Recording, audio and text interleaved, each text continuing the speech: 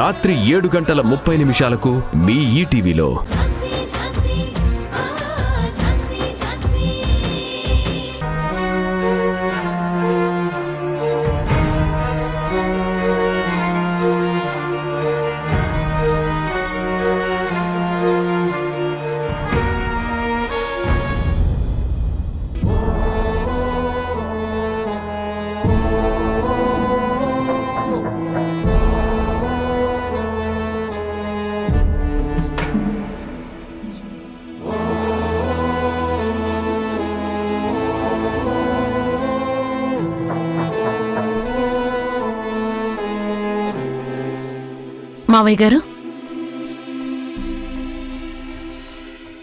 మావయ్య గారు మిమ్మల్ని ఏంటి తినట్లేదు? టిఫిన్ నచ్చలేదా? ఇడ్లీ వేయమంటారా? వద్దు. అయ్యో, ఏమైంది మావయ్య గారు? కడుపు నిండిపోయింది.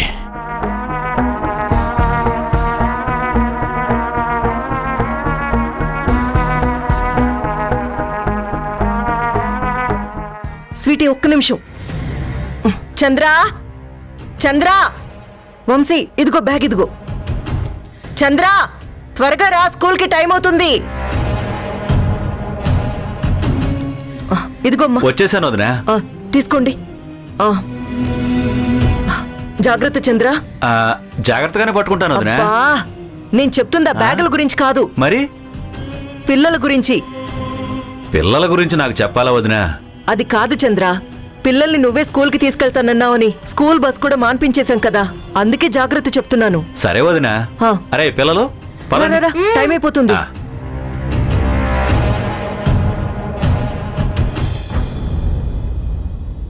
మౌనమే నీ భాష ఓ మూగ మనసా,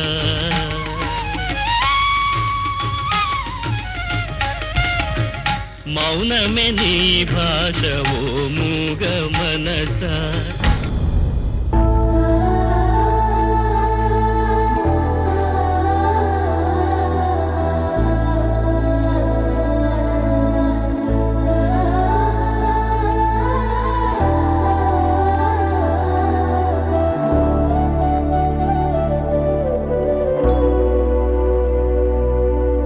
నానా,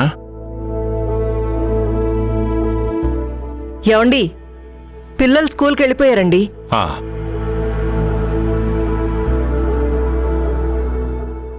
గుడ్ మార్నింగ్ సోమేశ్వరరావు గారు.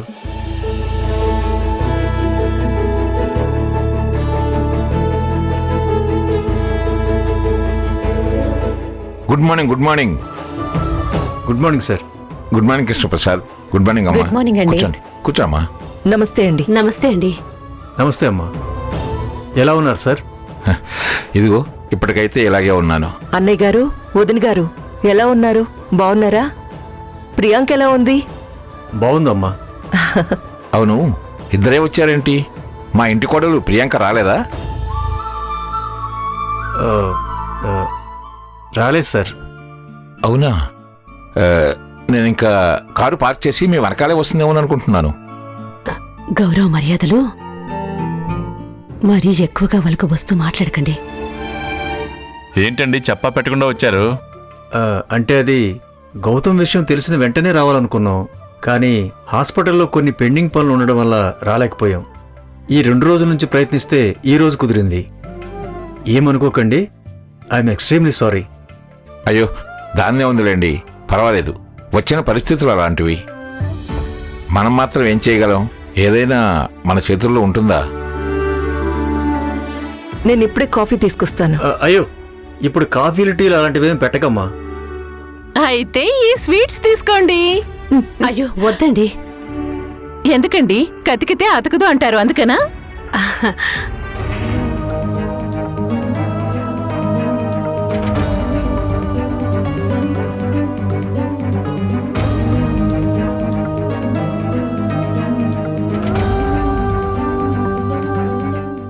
ఏంటి కొంచెం కంగారుగా కనిపిస్తున్నారు?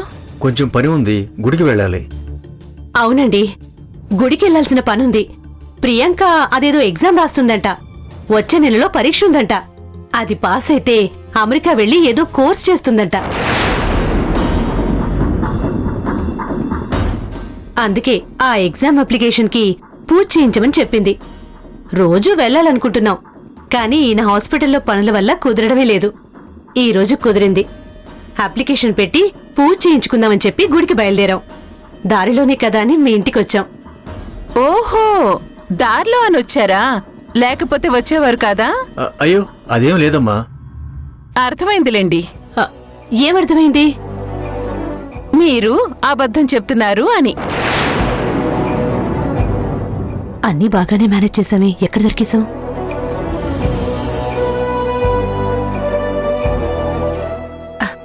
అబద్ధం ఏంటండి? నిజమే చెప్తున్నాను. పూజ చేయించడానికే గుడికి వెళ్తున్నాము.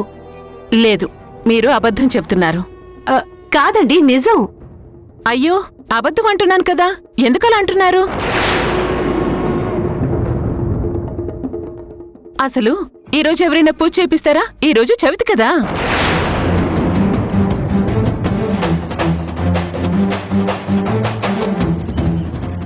ఏమే ఈరోజు చవితి అంట, చూసుకున్నావా? అవన్నీ ఏం చూసుకోవా?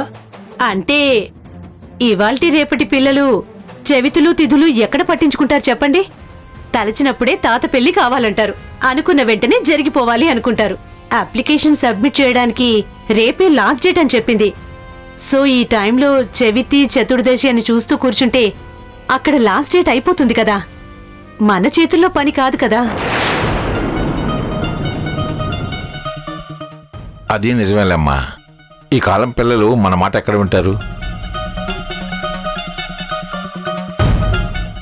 జంజీస్ కదా, జెట్ స్పీడ్లో దూసుకుపోతుంటారు.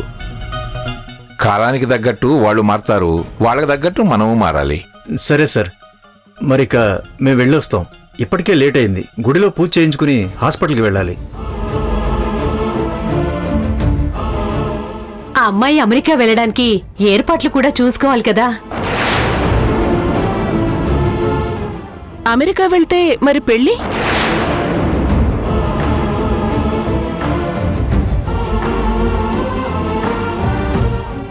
ఈ కాలంలో అమ్మాయిలకి కెరియర్ ముఖ్యం కదా. పెళ్లిళ్ళు పేరెంటాలు తర్వాత అంటున్నారు.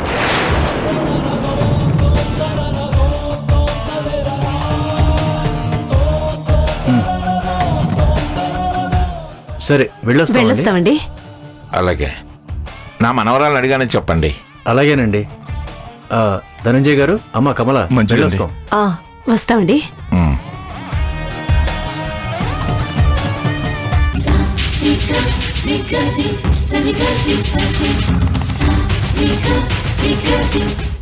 చూశారు నాన్న, మీరు నిద్ర లేచినప్పటి నుంచి నోరు తెరిస్తే కృష్ణప్రసాద్ కృష్ణప్రసాద్ అని జపిస్తూ ప్రియాంక నా మనవరాలంటూ ఉండేవారు.